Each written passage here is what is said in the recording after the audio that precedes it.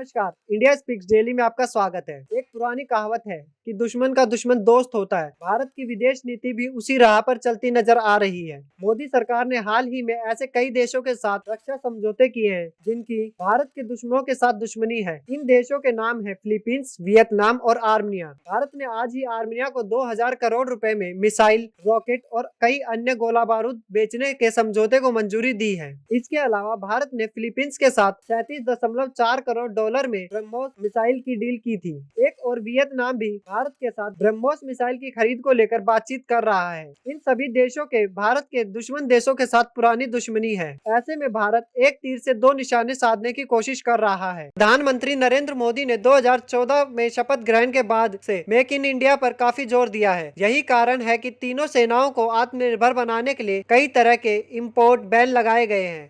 इतना ही नहीं, स्वदेशी डिफेंस इंडस्ट्री को विकसित करने के लिए भी डेडिकेटेड डिफेंस कॉरिडोर पर भी काफी जोर दिया जा रहा है। फिलीपींस के साथ ब्रह्मोस और आर्मेनिया के साथ पिनाका का सौदा इसी बात का उदाहरण है। इसके अलावा अर्जेंटीना के साथ तेजस लड़ाकू विमान की बिक्री को लेकर एडवांस स्टेज पर बातचीत चल रही है। इंडोनेशिया और थाईलैंड भी हथियारों की खरीद को लेकर भारत से बातचीत कर रहा है। इसके अलावा छोटे छोटे देशों को भी हथियार देकर एक बड़े मार्केट पर कब्जा करने की रणनीति पर काम किया जा रहा है। भारत ने आर्मेनिया और फिलीपींस के साथ हथियार सौदे को मंजूरी दी है। इन दोनों देशों का भारत के दुश्मनों के साथ पुरानी दुश्मनी है। जैसे आर्मेनिया का अजरबैजान के साथ नागोर्नो काराबाग को लेकर कई बार युद्ध हो चुका है। अजरबैजान भारत के दुश्मन पाकिस्तान और तुर्की का दोस्त है। इन दोनों की दोस्ती से मिले हथियारों के दम पर अजरबैजान बार बार आर्मेनिया को गहरा जख्म देता है। भारतीय हथियारों का दूसरा खरीदार फिलीपींस है। फिलीपींस का दक्षिणी चीन सागर में द्वीपों को लेकर चीन से पुरानी दुश्मनी है। चीन स्प्रेटली द्वीप समूह के विघटन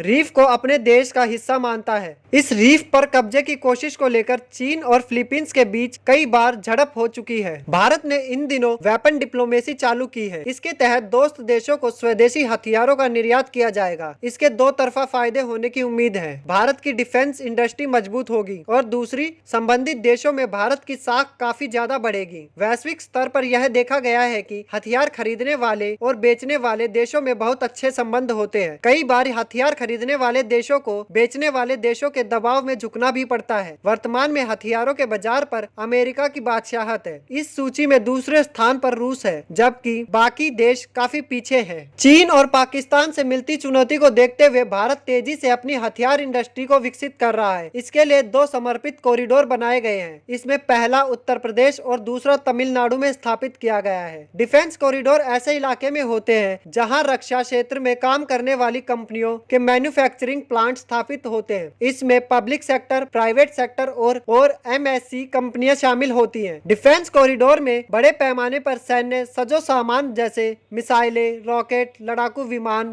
पुर्जे, bullet proof jacket, drone, helicopter, तोप और उनके गोले, राइफलें बनाने की योजना है। अभी तक के लिए इतना ही। धन्यवाद।